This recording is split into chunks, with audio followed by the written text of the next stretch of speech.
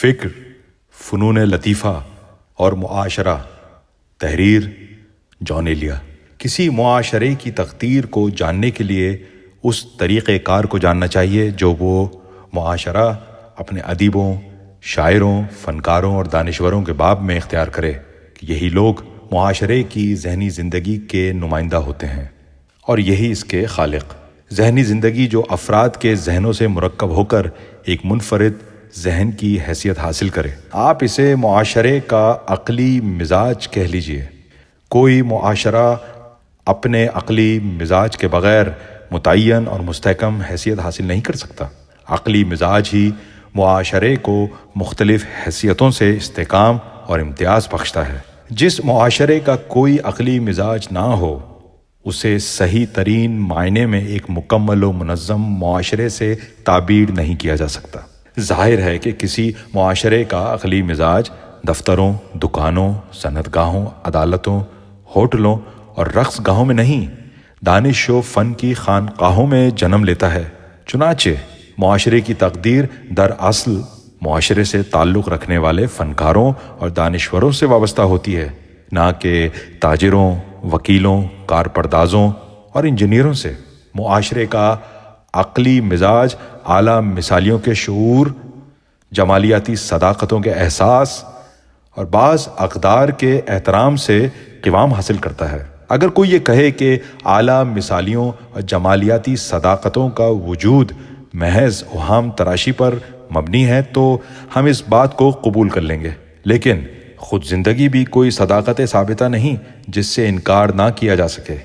کہنا صرف یہ ہے کہ زندگی خواہ جیسی بھی ہو اپنے استحکام اور ارتقاء کے لیے بعض اعلیٰ مثالیوں کے شعور اور جمالیاتی صداقتوں کے ادراک کی محتاج ہے، خواہ یہ مثالیے اور صداقتیں محض اوہامی کیوں نہ ہوں۔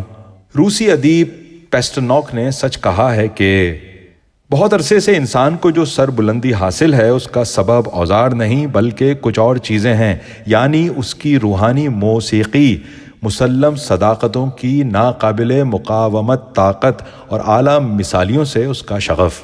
روحانی موسیقی، مسلم صداقتیں اور مثال طلبی ہی در اصل معاشرے کی ذہنی زندگی سے عبارت ہیں، اور انہی کے ذریعے کسی جماعت کا عقلی مزاج مرتب ہوتا ہے۔ گہواروں میں پرورش پا کر شمشانوں میں جل جانے اور قبرستانوں میں دفن ہو جانے والی زندگی تاریخی اعتبار سے کوئی اہمیت نہیں رکھتی۔ زندگی تو ذہن و روح کی زندگی ہے جو اپنے ساتھ قوموں اور قبیلوں کو زندہ رکھتی ہے، اور جب وہ فنا ہو جاتی ہے تو قوموں اور قبیلوں کا معنوی وجود بھی ساتھ ہی ختم ہو جاتا ہے۔ یونانیوں میں جب ان کی ذہنی زندگی نے جنم لیا تو یونان کو وہ ثبات و استحکام نصیب ہوا جس کی محراب عظمت و جلال میں صدیاں سربا سجود نظر آتی ہیں۔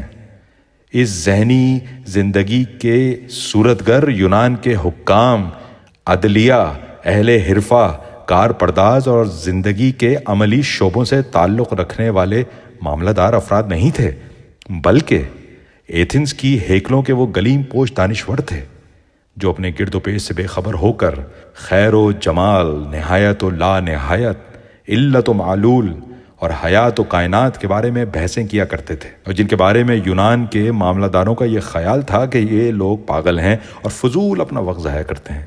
ہم جب یونان کا ذکر کرتے ہیں تو در اصل وہ یونان کے دانشوروں اور تخلیقی ذہانت رکھنے والے فنکاروں کا ذکر ہوتا ہے جن کے ذہنوں سے یونان کی ذہنی زندگی نے جنم لیا تھا۔ ہومر، سولن، تاسیس ملیٹی، سقراط، افلاطون، پروتاگورس اور ارسطو کے نام دراصل عظیم یونان کے عظیم ذہن کی علامتیں ہیں۔ اسی طرح جب عرب اپنی ذہنی زندگی کی حرارت لے کر شاہراہ تمدن کی طرف نکلے تو نہ جانے کتنی محرابوں پر چراغاں کر گئے۔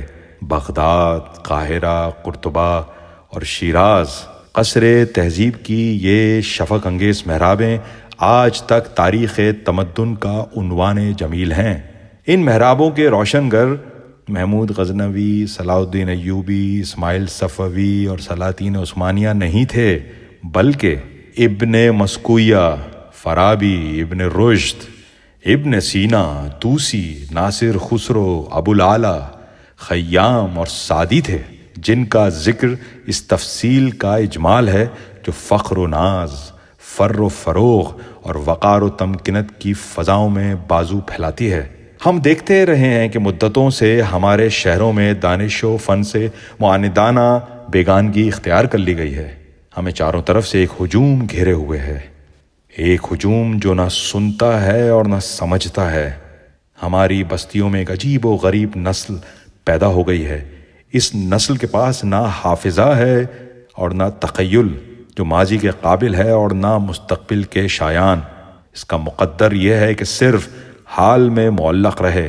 اس نسل کا وجود بالکل غیر طبعی ہے۔ ان کے سامنے اگر علوم و فنون کا ذکر کیا جائے تو ان کے چہرے متغیر ہو جاتے ہیں۔ ان میں بعض ایسے ہیں جو سوال کرتے ہیں کہ علوم و فنون کا ذائقہ کیا ہوتا ہے؟ ان کے خیال میں حقیقتیں صرف وہی ہیں جنہیں گزوں سے ناپا اور باٹوں سے تولا جا سکے۔ یہ لوگ ادب، فلسفہ اور شاعری کو ایک عام زندگی کی اشیاء ضرورت اور اسباب تعیشات کی نسبت سے جانچتے ہیں۔ ان کے گمان میں فلسفہ، ادب اور شاعری محض خسارے کا سودا اور بیکاری کا مشغلہ ہیں۔ انہیں تو صرف عملی ضرورتوں سے سروکار ہے۔ ان کے مصنفوں نے تفکر و تخیل کو ذہنی عیاشی سے تعبیر کیا ہے۔ ظاہر ہے کہ تاریخ کی نظر میں خارج زدہ بھیڑ کی چھینک سے زیادہ ان لوگوں کی کوئی وقت نہیں، جن کو ایک زندہ اور تاریخی قوم کی طرح زندگی گزارنا ہے، جنہیں اپنی زندگی میں صدیوں کا رچاؤ پیدا کر کے صدیوں پر اثر انداز ہونا ہے۔ ان کو باہر طور اپنا انداز نظر بدلنا پڑے گا اور فلسفہ، ادب، فنون لطیفہ اور ذہنی زندگی کے شاہکاروں اور آفریدگاروں کے باب میں وہی موقف اختیار کرنا پڑے گا جو زندہ، باشعور اور حساس قوم کا موقف ہے۔ انشاء دسمبر 1958۔